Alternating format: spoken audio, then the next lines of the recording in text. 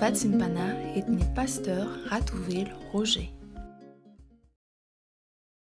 Nao ry Andriamanitra ray zanakary fanay masonao no natoy izao anay ary natratrarana indray ny maraina vaovao. Dia midera sy mamely voninahitra anao izay. Manondrika ny lohanay manoloana ny fitiavanao. Manoloana ny seza fiandriananao. Mandohalika ny aminay ray manontolo. Manatanteraka ny baikonao hoe ny lohalika rehetra dia mandohalika amin'ny anaranao. Saotra betsaka Jesosy ny amin'ny fahavelomana tokoa ny menao anay. Fa raha namakivaky ny alina izay aliko ny fahafatesana dia ianao no niaro anay ny tantananay ary nanome anay hery vaovao indray. Hery tena feno, tanjaka feno, fahasalamana feno. Ary atao hoana ny tsy saotra, ataona tsy hay voninahitra anao makasitraka feno rehetra Jesosy aho. Fa tia anay, tena tia anay ianao. Ary zany indrindra nanantonanay anao ankehitriny mba tia ndre ny afatrao. Ambadiky ny teninao manko dia misy lalana tianao ho tanterahanay amin'izao azakazaka ataonay izao. Androany ianao tia hanamarina anay foana fa fanay masonao no tianao hibaiko anay amin'ny lalakalehanay rehetra mba ho feno fahamasinanao izay. Dia io ny teny izay hafahafa eto Jesosy, mba hamosatoeny ao am-pony tsirairay aby ary indrindra mba hankatoavanay ny tena afatrao.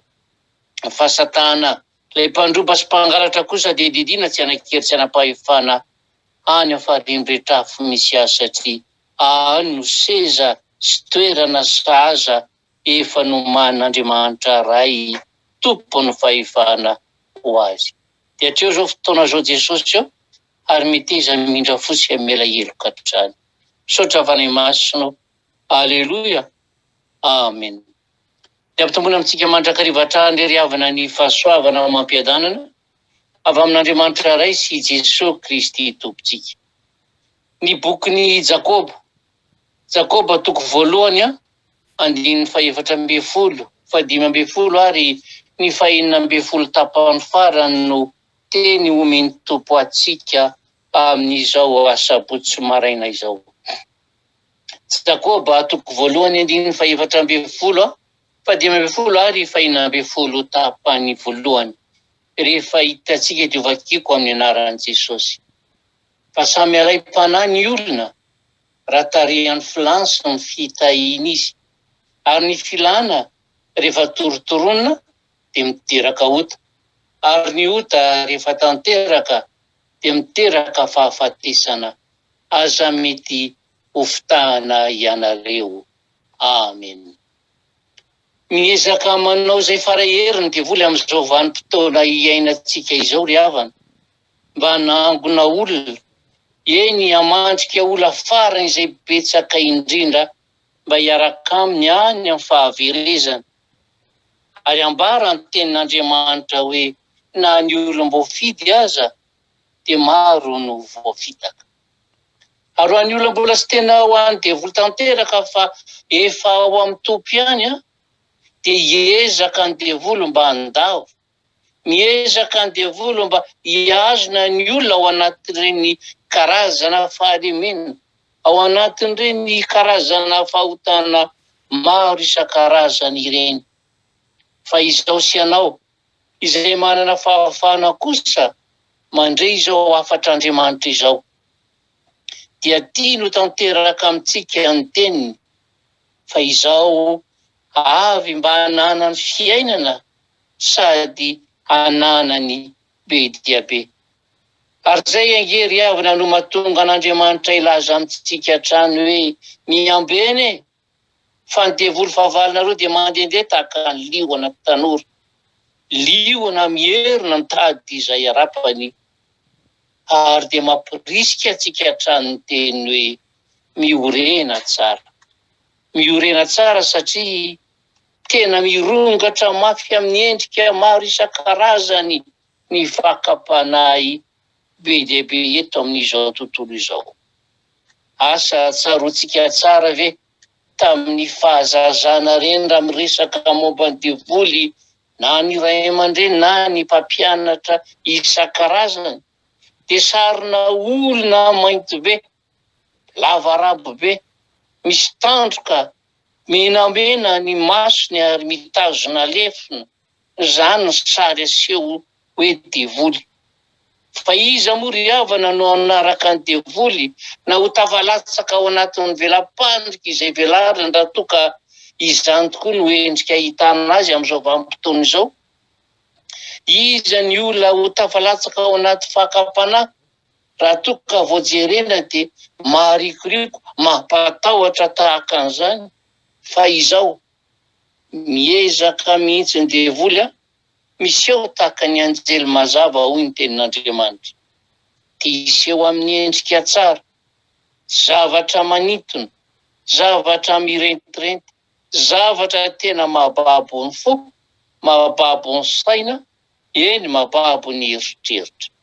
Zavatra tahaka an'izany ry havana no entin'ny devoly amin'izao vanim-potoana izao isitomana ny olona ho tafalatsaka ao anatin'ny fandrika izay velariny. Ary izay ino mahatonga ny tenin'Andriamanitra ilaza hoe fa samy alay-panahy ny olona raha tarihany filany.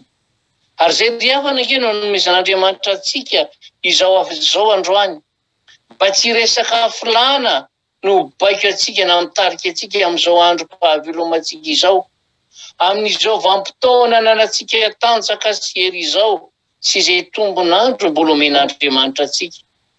Fa andere mba ho tarihan'ny fanahin'Andriamanitra, satria iza amintsika miaino izao maraimba vao zao tokoa moa no tsy malala fa izay tarihan'ny fanahin'Andriamanitra no zanak'Andriamanitra. Izany hoe misy karazany roa izany ny olona. Misy olona tena manaiky tarihan'ny fanahy masina, ka Andriamanitra no anapaka ny fiainany. Fa rehefa tsy izay ilay olona dia normal raha tarihany izay zavatra mirehatra ao anatiny ao. Tarihany filankarena, tarihany filandera, tarihany filamboninahitra, tarihany ireny karazana filana maro ireny, ireny fafinaretany ity no fity ireny. Kanefa ny tenin'Andriamanitra dia mazava fa ny filana rehefa torotoronina dia mampiditra ny olona ao anaty fahotana. Ary ny fahotana rehefa tanteraka dia ambaran'ny tenin'Andriamanitra fa miteraka fahafatesana. Ary manomboka miataka amin'izay ny fanatrehan'ny fanahy masina rehefa tafalatsaka ao anaty fahotana ny olona iray. Ary dia miditra amin'izay ilay fanahy ny fahafatesana. Ary izay no marina ny tenin'Andriamanitra hoe ny mpangalatra ange tsy ho avy raha tsy hangalatra, ny mpangalatra ange tsy tonga raha tsy handrigany, tsy tonga raha tsy hamono. Fa ny famonohitra amin'izany no ambaran'i Jesosy. Izao avy mba hanana ny fiainana sady hanana ny be dia be. Ka na ny olom-boafidy na ny kristianina ao anatin'ny fanompony, ao anatin'ny sehatra mahazanak'Andriamanitra izany, rehefa tsy manaiky tarihan'ny fanahin'Andriamanitra fa baiko ny filany ety amin'ireny zavatra ivelany ireny, dia tsy maintsy tafalatsaka ao anatin'izany fahotana izany. Ary manomboka mangatsiaka amin'izay ny fo, mangatsiaka amin'izay ny fifandraisana amin'Andriamanitra, mangatsiaka amin'izay ny fankatoavana an'Andriamanitra, eny mangatsiaka ny fiainam-bavaka ary tsy te hanao ny asan'Andriamanitra intsony. Ary ny finanohitra amin'izany no miseho hoe toa mafana fo amin'ny zavatra ratsy fa mangatsiaka amin'ny zavatra tsara, mafana fo amin'ny zavatra tsy mamendrika fa ao anatin'ny fankatsiahana rehefa amin'ny zavatra izay takiny sitrapon'Andriamanitra.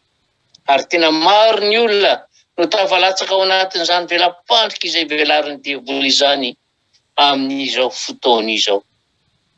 Ary izay no ifampitahirantsika ry havana hoe aza variana mitady lava isika ny amin'ny resaka vavaka ka miresaka fitahiana, miresaka voninahitra, miresaka fivelarana. Araka ny teniko matetika hoe tsy ratsy akory izany, fa azadiny fa mihazakazaka amin'ny vanim-potoana. fa raha tahiny mateza hoy ny tenin'Andriamanitra dia 70 na 20 taona rahabe indrindra. Izany hoe mbola ao anatin'ny tetika adiny devoly ihany koa izany ny hoe aleo resahana raha tsy resaka fanambinana, fa vola ingeno tsy ampy amin'ireto olona reto hoe ara-pitaovana ingeno tsy ampy amin'ireto miseho azo mivavaka reto hoe resaka voninahitra ingeno tsy hanana an'ireto olona reto hoe fa mba kitio kely inge hoy ny devoly ny voninahitra izay kely mba hananany fa tsy maintsy tafalatsaka ao anatiny miaraka amintsika izy. Adiny olona fa tsy afaka mirereny amin'ny ampitso isika fa na ny avoakany anio aza tsy fantatsika akory. Fa mba manao ahoana ny fifandraisantsika amin'ilay Andriamanitra ray? Manao ahoana ny fifandraisantsika amin'ilay Andriamanitra marina? Ary aiza ho aiza amintsika marina ny fanatrehan'Andriamanitra. Velona manao ny asa sitrapon'Andriamanitra marina ve aho?